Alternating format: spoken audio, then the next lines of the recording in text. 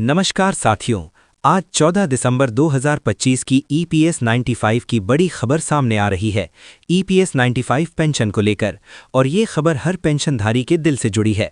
आप सब जानते हैं कि हम पिछले कई सालों से ईपीएस 95 पेंशन बढ़ाने की मांग को लेकर आवाज उठा रहे हैं। अब हालात बदलते नजर आ रहे हैं। सरकार की ओर से महत्वपूर्ण संकेत मिले हैं, जो हमारे संघर्ष की जीत की तरफ पहला कदम हो सकता है। इसलिए साथियों, अगर आपने अब तक हमारे चैनल ईपीएस 95 नेटवर्क को सब्सक्राइब नहीं किया है तो अभी सब्सक्राइब करें, वीडियो को ज़्यादा से ज़्यादा शेयर करें और हमारे इस आंदोलन को हर पेंशनर तक पहुंचाएं, क्योंकि ये सिर्फ एक खबर नहीं, ये हमारी उम्मीद, हमारा संघर्ष और हमारा हक है। ईपीएस पेंशन हक न्यूज़। सरकार ने 2025 तक ईपीएस 35 पेंशन बढ़ाकर 10,000 रुपये कर दी। कर्मचारी पेंशन योजना ईपीएस 35 भारत भर के लाखों कर्मचारियों के लिए सेवानिवृत्ति सुरक्षा का आधार रही है। अपनी शुरुआत से ही इसने एक महत्वपूर्ण सुरक्षा कवच प्रदान किया है, जिससे ये सुनिश्चित हुआ है कि पेंशन भोगियों को सेवानिवृत्ति के बाद एक स्थिर आय प्राप्त हो। 2025 के लिए ईपीएस 95 पेंशन वृद्धि की घोषणा के साथ पेंशन भोगी अपने मासिक लाभों में उल्लेखनीय वृद्धि की उम्मीद कर सकते हैं। ये विकास उन सेवानिवृत्त व्यक्तियों के जीवन की गुणवत्ता में सुधार का वादा करता है, जो इन पेंशन पर बहुत अधिक निर्भर हैं। इस लेख में हम इस वृद्धि के विवरण, इसके निहितार्थ और पेंशन भोगियों के लिए ये कदम क्यों महत्वपूर्ण है, इस पर चर्चा करेंगे। ईपीएस 95 और इसके महत्व को समझना।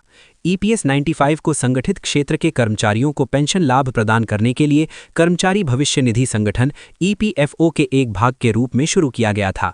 कर्मचारी भविष्य निधि ईपीएफ, जो एक मुश्त सेवानिवृत्ति बचत है, के विपरीत ईपीएस कर्मचारी की सेवा के वर्षों की संख्या और वेतन के आधार पर मासिक पेंशन की गारंटी देता है।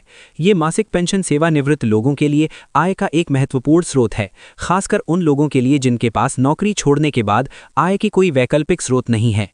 ईपीएस 95 के तहत पेंशन राशि की गणना एक सूत्र के आधार पर की जाती है, जो पेंशन योग्य वेतन और पेंशन योग्य सेवा वर्षों को ध्यान में रखता है। समय के साथ मुद्रास्फीति और बढ़ती जीवन यापन लागतों ने सरकार के लिए पेंशन राशि में समय समय पर संशोधन करना अनिवार्य कर दिया है, ताकि पेंशन भोगियों को वास्तविक आय में नुकसान न हो। 2025 में पेंशन वृद्धि की घोषणा। पेंशन भोगियों की मांगों और जीवन यापन की बढ़ती लागत के मद्देनजर सरकार ने 2025 से ईपीएस 95 पेंशन राशि में वृद्धि की घोषणा की है। ये समायोजन आर्थिक कारकों, मुद्रास्फीति दरों और ईपीएफओ की वित्तीय स्थिति पर सावधानीपूर्वक विचार करने के बाद किया गया है। पेंशन वृद्धि का उद्देश्य पेंशन भोगियों को बेहतर वित्तीय सुरक्षा और बेहतर क्रय शक्ति प्रदान करना है। ये वृद्धि हाल के वर्षों में सबसे महत्वपूर्ण संशोधनों में से एक होने की उम्मीद है, जो वरिष्ठ नागरिकों और सेवानिवृत्त कर्मचारियों के समर्थन के लिए सरकार की प्रतिबद्धता को दर्शाती है। इस कदम को श्रमिकों के योगदान को मान्यता देने तथा ये सुनिश्चित करने की दिशा में एक सकारात्मक कदम के रूप में देखा जा रहा है, जिससे वे अपनी सेवानिवृत्ति के वर्षों को सम्मानपूर्व जी सकें। पेंशन वृद्धि का पेंशन भोगियों पर क्या प्रभाव पड़ेगा? पेंशन भोगियों के लिए ईपीएस 95 पेंशन में वृद्धि का अर्थ है हर महीने अधिक व्यय योग्य आय। ये अतिरिक्त आय बढ़ती स्वास्थ्य देखभाल लागत, मुद्रास्फीति से संबंधित मूल्य वृद्धि और दैनिक खर्चों को पूरा करने में मदद कर सकती है। कई पेंशन भोगी निश्चित आय पर जीवन यापन करते हैं और आवश्यक वस्तुओं और सेवाओं की कीमतों में लगातार वृद्धि के कारण अपने खर्चों का प्रबंधन करना उनके लिए चुनौतीपूर्ण होता है। इस वृद्धि के साथ पेंशन भोगियों के पास इन वित्तीय आवश्यकताओं को अधिक आराम से पूरा करने के लिए एक सहारा होगा।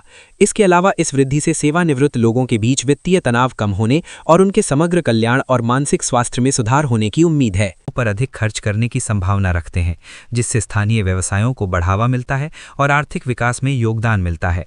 इस बढ़े हुए खर्च का उन समुदायों पर सकारात्मक प्रभाव पड़ सकता है जहां सेवानिवृत्त लोगों की संख्या अधिक है। पेंशन वृद्धि को प्रभावित करने वाले कारक। पेंशन वृद्धि की सीमा निर्धारित करने में कई कारकों ने भूमिका निभाई। मुद्रास्फीति एक प्रमुख विचारणीय बिंदु है, क्योंकि यह निश्चित आय की क्रय शक्ति को कम करती है। मुद्रास्फीति के साथ तालमेल बिठाने के लिए पेंशन को समायोजित करके सरकार यह सुनिश्चित करती है कि सेवानिवृत्त लोग अपने जीवन स्तर को बनाए रखें। एक अन्य कारक ईपीएफओ की वित्तीय स्थिरता है। बढ़ी हुई पेंशन भुगतान को बनाए रखने की इस निधि की क्षमता इसके निवेश प्रदर्शन और वर्तमान कर्मचारियों व नियोक्ताओं के योगदान पर निर्भर करती है। सावधानीपूर्वक वित्तीय नियोजन और प्रबंधन ने ईपीएफओ के लिए अपनी दीर्घकालिक स्थिरता को खतरे में डाले बिना इस वृद्धि की घोषणा करना संभव बना दिया है। जनसांख्यिकीय रुझान जैसे सेवानिवृत्त लोगों की बढ़ती संख्या और लंबी जीवन प्रत्याशा भी पेंशन नीतियों को प्रभावित करते हैं। जैसे जैसे लोग लंबे समय तक जीवित रहते हैं, उन्हें लंबी अवधि की पेंशन की आवश्यकता होती है, जिससे समय समय पर संशोधन आवश्यक हो जाता है। पेंशन भोगियों को आगे क्या पता होना चाहिए? पेंशन भोगियों को पेंशन वृद्धि के सटीक विवरण, जिसमें संशोधित पेंशन दरें और प्रभावी तिथियां शामिल हैं, के बारे में जानकारी रखनी चाहिए। ये समझने के लिए कि यह वृद्धि व्यक्तिगत पेंशन राशि को कैसे प्रभावित करेगी, ईपीएफओ या संबंधित सरकारी निकायों से आधिकारिक संचार पर नज़र रखना महत्वपूर्ण है। इसके अतिरिक्त पेंशन भोगियों को अपने पेंशन स्टेटमेंट की नियमित रूप से समीक्षा करनी चाहिए और यदि उन्हें कोई विसंगति दिखाई दे या कोई प्रश्न हो तो ईपीएफओ कार्यालयों से संपर्क करना चाहिए। सक्रिय रहने से यह सुनिश्चित होता है कि पेंशन भोगियों को वे सभी लाभ मिले जिनके वे हकदार हैं। पेंशन भोगियों के लिए यह अपनी समग्र वित्तीय योजनाओं की समीक्षा करने का भी एक उपयुक्त समय हो सकता है।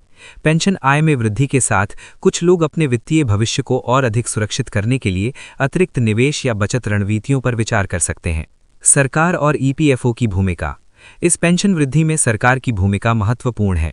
समायोजन की आवश्यकता को पहचानकर और उन्हें लागू करके नीति निर्माता सामाजिक कल्याण और आर्थिक न्याय के प्रति अपनी प्रतिबद्धता प्रदर्शित करते हैं। इस योजना के प्रशासक के रूप में ईपीएफओ इस वृद्धि को कुशलतापूर्वक और पारदर्शी रूप से क्रियान्वित करने में महत्वपूर्ण भूमिका निभाता है। इस पहल की सफलता के लिए बढ़ी हुई पेंशन का समय पर वितरण सुनिश्चित करना और पेंशन भोगियों के साथ स्पष्ट संवाद बनाए रखना आवश्यक होगा। सरकार और ईपीएफओ को भविष्य में आवश्यकता अनुसार समायोजन करने के लिए आर्थिक स्थितियों और पेंशन भोगियों की आवश्यकताओं की निगरानी जारी रखनी चाहिए। भविष्य की ओर देखना। ईपीएस 95 पेंशन का भविष्य। 2025 की पेंशन वृद्धि ईपीएस 95 पेंशन के भविष्य के लिए एक सकारात्मक मिसाल कायम करती है। ये बदलती आर्थिक वास्तविकताओं और जनसांख्यिकीय रुझानों के अनुसार पेंशन नीतियों को अनुकूलित करने के महत्व पर प्रकाश डालती है। जैसे जैसे भारत का कार्यबल और अर्थव्यवस्था विकसित होती है, पेंशन प्रणाली को सेवानिवृत्त लोगों की आवश्यकताओं के प्रति संवेदनशील बने रहना चाहिए। आने वाले वर्षों में पेंशन कवरेज में सुधार, लाभ बढ़ाने और फंड की स्थिरता बढ़ाने के उद्देश्य से और भी सुधार किए जा सकते हैं। डिजिटल नवाचार और बेहतर डेटा प्रबंधन पेंशन प्रशासन की दक्षता में भी सुधार ला सकते हैं। पेंशन भोगियों के लिए मुख्य बात यह है कि उनकी चिंताओं को सुना और संबोधित किया जा रहा है। ये वृद्धि केवल धन के बारे में नहीं है, ये सम्मान, गरिमा और देश के विकास में योगदान देने वालों के लिए एक सुरक्षित और आरामदायक सेवानिवृत्ति सुनिश्चित करने के बारे में है। निष्कर्ष। 2025 के लिए ईपीएस 95 पेंशन वृद्धि भारत में पेंशन भोगियों के लिए एक महत्वपूर्ण मील का पत्थर है। ये बढ़ती जीवन यापन लागत के बीच अत्यंत आवश्यक वित्तीय राहत प्रदान करती है और सामाजिक सुरक्षा के प्रति सरकार की प्रतिबद्धता को पुष्ट करती है। पेंशन भोगी अब बढ़े हुए मासिक लाभों की आशा कर सकते हैं, जो उनके जीवन की गुणवत्ता में सुधार और वित्तीय चिंता को कम करने में मदद करेंगे। ये वृद्धि एक सुव्यवस्थित पेंशन प्रणाली के महत्व को भी रेखांकित करती है, जो वर्तमान सेवानिवृत्त लोगों की आवश्यकताओं को फंड की दीर्घकालिक स्थिरता के साथ संतुलित करती है। जैसे जैसे पेंशन परिदृश्य विकसित होता जा रहा है, सेवानिवृत्त कर्मचारियों का समर्थन करने और उनके आजीवन योगदान का सम्मान करने के लिए सकारात्मक कदम उठाए जा रहे हैं, ये देखना उत्साहजनक है। पेंशन भोगियों के लिए 2025 में ईपीएस 95 में की गई वृद्धि एक स्वागत योग्य प्रोत्साहन है और यह याद दिलाती है कि उनका कल्याण अभी भी प्राथमिकता है। उचित जागरूकता और सक्रिय भागीदारी के साथ पेंशन भोगी इस वृद्धि का अधिकतम लाभ उठा सकते हैं और अधिक सुरक्षित एवं सम्मानजनक सेवानिवृत्ति का आनंद ले सकते हैं। अस्वीकृति। इस लेख में दी गई जानकारी केवल सामान्य सूचनात्मक उद्देश्यों के लिए है और वित्तीय या कानूनी सलाह नहीं है। पाठकों को अपनी पेंशन या सेवानिवृत्ति योजना से संबंधित कोई भी निर्णय लेने से पहले ईपीएफओ जैसे आधिकारिक स्रोतों से विवरणों की पुष्टि करनी चाहिए और किसी योग्य प्रोफेशनल से परामर्श लेना चाहिए।